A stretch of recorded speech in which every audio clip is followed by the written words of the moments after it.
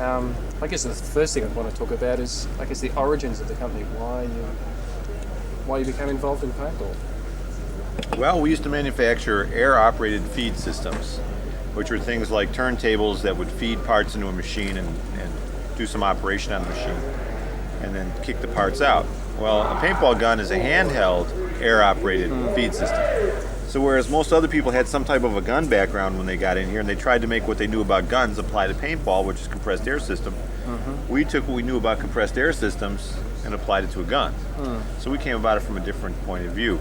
We were manufacturing an air ionizer for a company, and we represented a large portion of our business. We lost that contract back in, 87. And in order to try and fill that work in, we approached PMI, and at the time we were doing plastic forming out of our shop, and we said we can make a full face mask for you. Well, they ordered 500 of these pieces, and it was a full face like a hockey mask. It became known as the PMI mask. I think I had one of those. Yeah, one of those old black ones, Darth Vader masks, guys called it. And we made 40,000 of those masks, and that's how we got into paintball. Back then, we weren't Airgun Designs. We were the parent company, Technicore Industries. And the Technicore Industries still exists today, but that was the company that originally did the air-operated feed systems for other manufacturers. And we would go into a situation and find a problem and design a whole system around it. For instance, we designed and built a machine that fed 25,000 gumballs per hour through a printing press, so it would print your name on the gumball. It had never been done before, and we did that.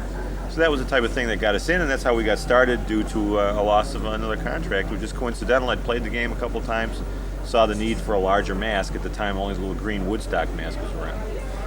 So that's how it got started back in 87.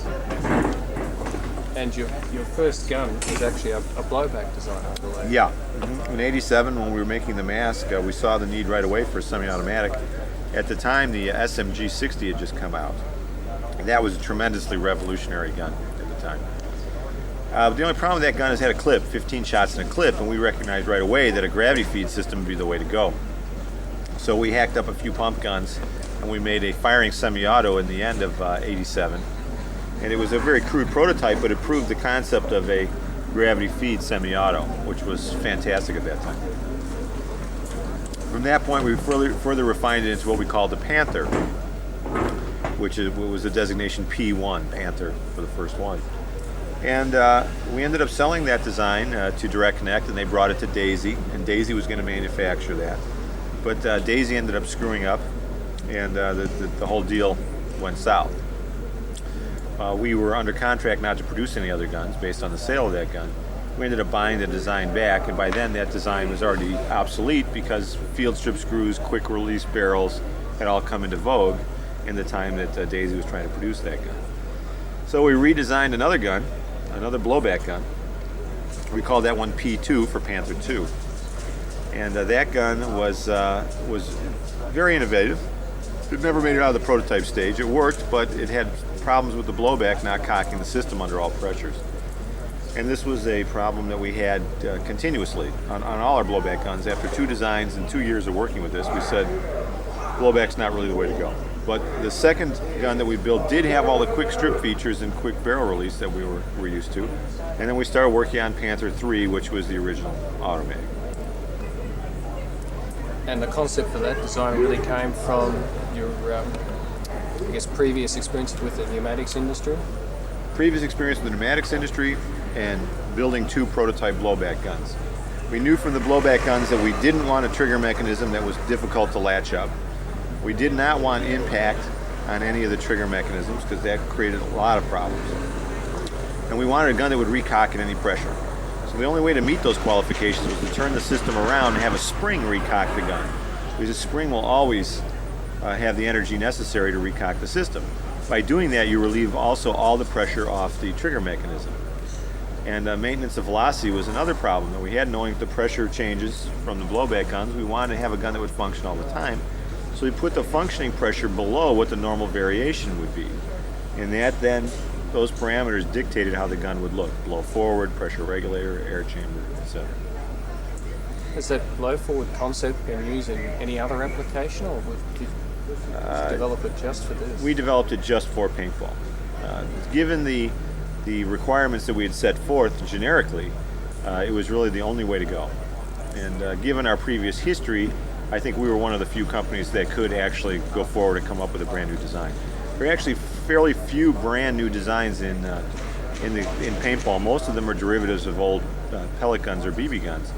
Denny Tittman also produced an innovative brand new design with his SMG 60. So that's one of the few guys that actually did produce something completely new. Now, the first Automag came out or was released to the general public in what year? 1990 was the first year, and we had the first prototypes here at the Masters, and our team Swarm won the Masters that year. It was one of our sponsored teams using the semi-auto. It was the first semi-auto ever to win a major tournament, and it was its first debut, so it was quite exciting. The first ones did have problems, but most of your customers seemed to stick by you. Why was that? Well, yeah, we had a lot of problems on the way out. Everybody wanted a semi-auto so badly that they wanted to stick with it as long as the company had the right attitude. And being a player myself, I said, if I had spent $450 on a gun, I would want the company to make it right. So we told everybody, yes, we have a problem. So that was our first thing. We admitted we had a problem. We told them that we are working desperately on the problem and that hang in there, we will fix everything for free, which at that time was a major bold statement. So we started working on it. We solved a few of the problems right away, and then we went about upgrading everybody's guns. In the process, we also developed a power feed, which people had the option of buying a power feed when they got their gun upgraded for free, and most people took the power feed upgrade, which kind of kept us in business. Back at that time, we were just on the edge. We were dollars away from bankruptcy for a long time there. Well, we finally we solved the problems, and we got most of the guns updated. Today, there's probably only about a dozen of the level 5, which was the first guns that came out, guns out there. And when a level 5 gun does come in these days, we just switch them for a new gun, because there's virtually nothing that's the same from the level 5 to the level 7 gun today. So slowly but surely, everybody still had confidence in us. They knew we had problems. We admitted it. We fixed all the problems one by one, and they stuck with us through that hard times. They've been sticking with us ever since. Well, it certainly seems to have achieved popularity as the favoured tournament gun. Obviously, that's due in part to the functioning of the product, but it also must be due to the fact that you actually come out to these major tournaments and support. Yeah, part of that, the extension of the original support program was to come here because we knew we would have problems here. So we said, oh, how can we solve that? So we said, well, the only way we can do that is to have people right there to fix the gun when it breaks down. And little ones or the big ones? At first, it was considered that would have been a show that our gun really was no good. But I said, no, we're here for the player. And with that in mind, if we're there to fix it, that's all we really care about, is that he's happy, not if everybody else looks at us funny. So we came out with a big tech support crew in '91, and it was a big hit. Everybody really loved it. Do you charge for that service? No. It's rare that we charge for any service. The only time we would charge is if you abuse the gun. So the guys that are out here getting their guns fixed, we don't upgrade guns out here because we don't have the proper equipment. But if an O-ring is bad or a seat goes bad, we replace all that free of charge. I guess my next question would be, what do you think is the future of the product? Well, I get asked that all the time. Currently, the current technological state of the art is limited by the CO2. We are not going to be able to proceed any further down the technology road until we get rid of a few major stumbling blocks, namely CO2. We're about at the limit of accuracy. You're not going to see an improvement of accuracy much beyond where we're at. We're at the limit of efficiency. In the late 80s, there was a big efficiency increase. We're also part of that in developing the turbo valve for the Sheridan guns. Volume of paint coming out the end of the barrel, we're pretty much at the limit there also, because we have the double trigger that we actually developed and licensed that product.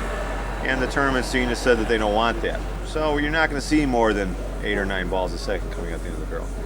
So where we're at left now is reliability, and part of the big reliability problem is with CO2. We developed nitrogen 3 years ago. We introduced it in '92 at the Music City tournament that was in this neighborhood. And at the time there was such a flack against it, and we were in back order for the guns, we decided to say, forget it, we'll let somebody else do it. Nobody else did it for a long time. Now, the technology's progressed to the point where now the customers are asking for something new, and nitrogen is taking off in a big way. So once nitrogen comes out, we have a valve called the P5 valve, which is the next generation. This valve can only function on nitrogen. It is different in the fact that the faster you shoot it, it climbs in velocity instead of drops off in velocity. So when you really start jumping on the gun, it'll climb about 6 feet per second, which maintains range. Also, this gun has a trigger that when you pull the trigger, it has a 6-pound trigger pull. When it fires, that pressure on the trigger doubles, 12 pounds to push your finger back. Once it recharges the gun, it drops back down to 6 pounds. So this double act, or this recoil action of the trigger, helps you to fire faster. So it's sort of almost like a power trigger. Right. That might be a good name for it, actually. So yeah, that trigger, we've got that out right now. Some of our factory teams that are running nitrogen are running that valve now very successfully for many months. It fires so fast that it's causing some stir in the MPPL. And it's one of our more innovative designs. We've actually had that design for quite some time, but it would only run on nitrogen. So we had to hold off on introducing it. We're also... Still running? Right.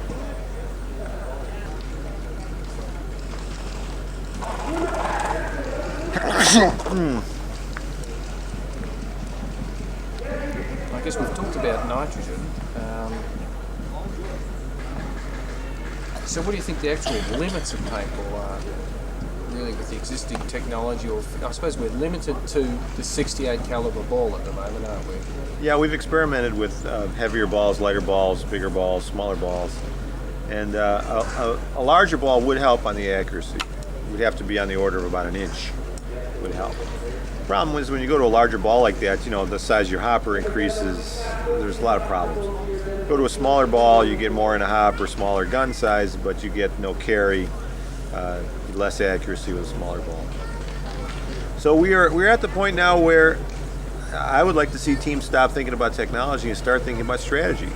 Because strategy is one thing that's really overlooked. I mean, a lot of people spend many, many hours looking for the technology advantage, which would be minuscule even if you could find it at this point. And they completely ignore the strategic advantage, which is half of what's going on. And there's been a big myth going around that there's no more strategy these days. In the days of the pump guns, there was a lot of strategy. Well, my feeling is that that's not the case. The difference is that when you had a pump gun, it was one person's strategy. You could individually decide how you're going to play the game and how you're going to walk around and take somebody else out. Now, the semi-auto game is very much of a team strategy, where you have to be a team player. You can't be a lone wolf. A lone wolf is worthless in today's game. And that's the difference. I think a lot of the lone wolves are upset about the fact that semi-autos are here. Well, I've noticed myself just watching teams like the Iron Men, the All-Americans and Aftershock play, the fact that they work as a team. And they don't just sit there and fire volumes of paint. They keep moving. They try and get someone further up the field, no matter how. Even if it's open space, they're just covering fire. It's teamwork. Yeah, and the teams that we work with, they have an opening move. They know what's going on in a mid-game, and they have a closing scenario. And in that first 15, 20 seconds, these guys are doing a very precisely outlined time scenario to try and gain an immediate advantage.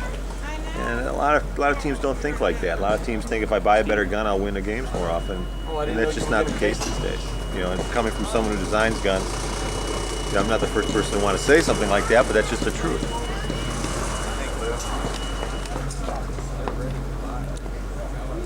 Now about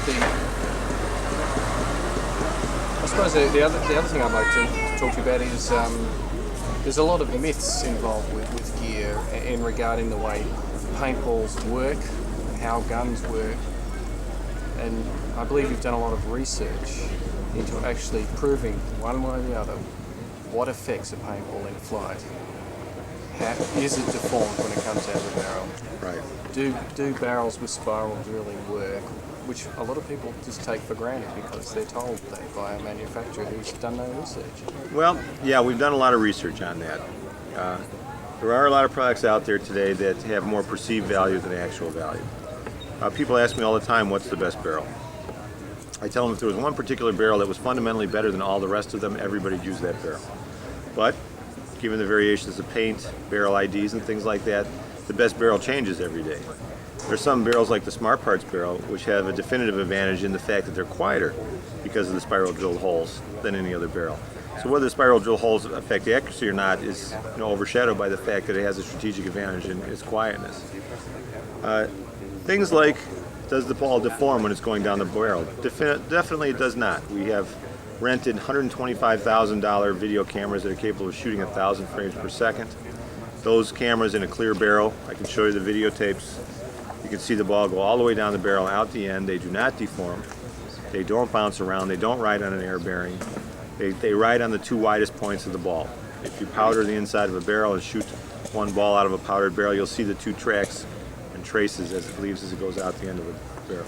Take another one. Another thing that people believe is that there's a column of air that gets pushed out of a barrel in front of the ball. We ran smoke streams up in front of the barrel and we fired things, and I've got pictures of balls leaving the end of the barrel at 280 feet per second. That smoke stream is right there. The ball's here, the smoke stream is there. If there was a column being pushed out, you'd see it. Just not happening. What we do know today is that we're throwing a knuckleball when we shoot a paintball. When you throw a knuckleball, that ball just wanders through the air and just hits inside of a target area, somewhere randomly in a target area. And that's what's happening with paintball. So no matter how perfect your ball comes out of your barrel, it's going to do what it wants as it starts flying downrange. You're just going to get some random accuracy. Some will be right on, some will be off near the edges. It's just randomness. And day to day that changes too, depending on different things. Do you think there's going to be any advantage or usage of spin stabilization in paintball? We've tried that. We have a barrel that we put a ball in, and we rev this barrel up to 30,000 RPMs. We can fire the ball out of it while it's rotating. We saw no improvement. High-speed photographs in flight show that below about 6,000 or 7,000 RPMs, spin has no effect on the accuracy of paintballs. When you get up above 9,000 to 10,000 RPMs, then it starts imparting that curve that you see when you have a wet barrel. So until you get enough spin on a ball, you don't get a curve. Whether or not we'll be able to control that curve and use that to our advantage, I am not sure of that at this point. There seems to be some indication, yes, in trying to duplicate it in the lab. It has been no. We also dispelled some other myths about putting dimples in golf balls. We machined a little nylon ball that was 68 caliber. It had perfect little dimples in it, looked just like a miniature golf ball. It shot worse. So I'm here to tell you that if dimples made things go faster and further, every jet would have dimples on it. I think the dimples on golf balls are there for the fact that they want them to curve. Yes, they want them to spin, and that ball is much heavier and has a much better gyroscopic action.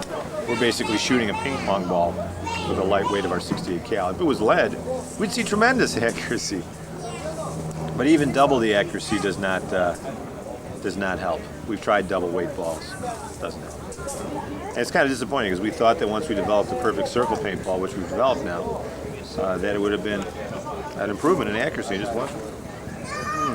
Almost a pity after all the development, but Fortunately, the Forest Service is buying them, so we're okay. what about the actual shape of the paintball? Do you think anyone's going to bother changing that to improve accuracy? You could. Or was the projectile just too light to do much with? No, if you got a bullet-shaped projectile, it would help tremendously. You could get a much better drag coefficient. You could get something you could spin. It would be stable. But the minute you go away from that round ball, you lose all the advantages of gravity feed. If you were to try and go to a clip, you're gonna be limited by how many balls you want to stick in a clip, and it's just not gonna be the same game. You can't shoot 800 rounds out of clips every game. It'd be too difficult. So, It'd have to be a dramatic improvement in accuracy, wouldn't it? yeah, it And could range. be. It could be, but I don't think the world's ready to go to that. I mean, shooting is fun, and it's easy to pour a bunch of balls in a hopper and start shooting. It's fun. I think we've covered about everything.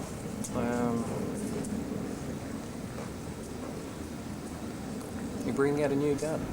No. Currently, because there's very little that we can do more with technology, the only way we could do a better gun would make it more reliable.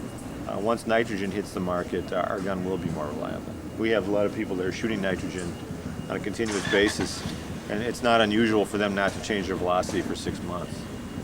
So we will be coming out with a pump adapter, though, for you people in Australia. We're going to be coming out with a pump adapter so the gun can be made into a pump gun. Well, I'll certainly be interested in seeing that when it's available. Sounds like an interesting product. Do you replace most of the internals? No, as a matter of fact, it's very simple. There'll be a piece that bolts on underneath the rail where the front bottle adapter goes, and you can still bolt your front bottle adapter on. You'll slide a pump handle with a rod sticking out. It'll slide into underneath the main body and screw into this adapter so you have your pump slide. You take out your valve and you put a spring underneath the bolt so the bolt can't come back all the way. So in effect what you're doing is you're creating a bolt stick, so as the bolt fires it doesn't come back all the way and the pump just kicks it back against the spring and it cocks and recharges. So it'll go back and forth in a matter of 5 minutes. You can have your semi-auto and your pump too. And a stock gun as well? Well, what you can do is you can put the pump gun on our sidearm. So once you take the spring-loaded feed off the sidearm, which is very easy, put the pump gun adapter on, you have yourself a stock gun automatic, stock class. So we've addressed, I think, all the various areas: pump, semi-auto, stock class, all in one shot. You're not afraid people are going to get bored with your product because it is so simple and they're just born tinkers? It's already happened. It's already happened. We share the market with the autococker, and Bud is a very good friend of ours. And we find that most people own both guns in their lifetime. So it really doesn't matter to us if you buy an autococker first, you buy an automag first, you'll likely eventually buy the other one too. So if you want to tinker and play around, by all means, get our gun and do whatever you want to it, but you can get the autococker too, and there's a wealth of things you can do to that gun. Yes, I've noticed that with Bud's gun, there's just so much you can actually do to it because there's just so many parts to it, so many accessory manufacturers for it. Exactly. Whereas with your gun, most of the accessories are cosmetic. Yeah. Rather than functional. Exactly. When we produce things, there's a lot of products on the market that have limited usefulness. And when we produce things, we want to produce something that has a real function to it and a real noticeable difference, not just a perceived difference. So because we're near the end of the technology road, most of the things you'll see coming from us in the future besides P5 will be things like colored rails and colored sight rails and things like that. Even if we don't have the most modified gun in history, I want to go down knowing that I gave real value. Well, it's certainly going to probably be one of the memorable guns, along with guns like the SMG-60. And I guess it'd be difficult to pick a pump that's really, maybe the Bushmaster. Bushmaster was the legend, the 68, the 68 Special, the 68 Magnum from Sheridan, classic gun. And those guns are becoming collectible now. I have a whole collection of those guns from the bygone era. The future will probably hold all semi. With the drop in prices for the low-end semi, they'll probably eventually push out the pump gun entirely. There is a resurgence of the stock class gun, but that's on a fairly limited basis. It doesn't seem to be spreading nationwide, although there could eventually become a pump class. I'd like to see the formation of an open class in semi-autos that allow you to use anything you can bring, and this would allow the Formula One manufacturers and sponsored teams to be using the latest and the greatest. And then some type of a limited class where semi-autos are used, but they're limited to what they can use. And then a pump class is also very nice. It'll certainly be good when we get true international competition and spectator involvement. They're really the two things that are missing, particularly spectator involvement. Well, spectator involvement is difficult because there is no focal point in the game of paintball to know who's winning. When you see 5 guys run out from a flag station, they're just doing this. You don't know what they're doing that for. In the game of baseball or football, there's a football or a basketball or a baseball that is the central point. And wherever that ball is kind of determines in a crude way who's winning. As the ball moves downfield in football, you know that team is winning. We don't have that in paintball, and that's one of the reasons why it's going to be a difficult spectator sport. And to solve that kind of problem, we've got John Sosta, our division in England, working on manufacturing a target that will slide back and forth as it's hit from both sides. And that would create the central focal point that we hope, and could create a new spectator sport for paintball. That's an interesting twist. I haven't heard of that particular idea before. Well, it's something we came up with a while ago in response to the problem that it is not a spectator sport. And in examining all the other spectator sports and seeing that there is a focal point that people fixate on, if we have instead of people shooting each other, they have to move a target, it will do several things. It will mean that there won't be an immediate rollover. So if we wipe out 4 guys on the other team, it'll take 4 guys to push this target down there, whereas 1 guy at that end can keep it from moving. So we see it as a balancing factor in the game and stretching a game out. It's an interesting idea. I wish you success with that. Well, hopefully you'll see it pretty soon. Our biggest hope is to actually get our legislation changed, though I must admit it's to the detriment of local manufacturing. But it's hard to say where that will go. It's really only low volume.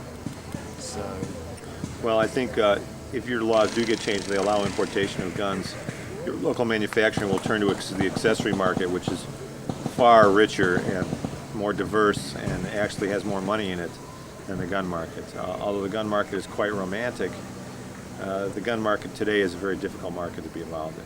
particularly to introduce a new product alongside so many without a reputation in tobacco. Their customers are now buying based on brand loyalty. In the early days, they just wanted something. There was such a demand out there for anything, and nobody had an established reputation. So one thing was as good as another if it did something, better. Those days are changing now. There are some very good guns out there that are having an awful hard time, just because they don't have the momentum. Certainly, I guess novelty is no longer there. You can't bring out a new concept and a new way of doing it easily now. Most of the things have been covered. There's very few things that have not been worked on, or there's nothing overlooked in this industry right now. If you could bring out a gun that would work perfectly all the time and shoot the same velocity all the time, you'd make a killing. But designing that animal seems to be a bit elusive. Yes, I mean, even just something simple like a blowback design, which there's quite a few on the market, it is amazing how much trouble it is to actually get something like that into the marketplace and have it working reliably. There is so much physics involved that people are unaware of. They just think they don't have a fixed charge like a firearm. It's not so, particularly with CO2. It seems to be very hard to get something that functions. Yeah, we've been there. We tried two of them, and our hats off to the people that can make them work. Well, thanks, Tom. I think that's about covered it all. Sure, Mike. Appreciate it.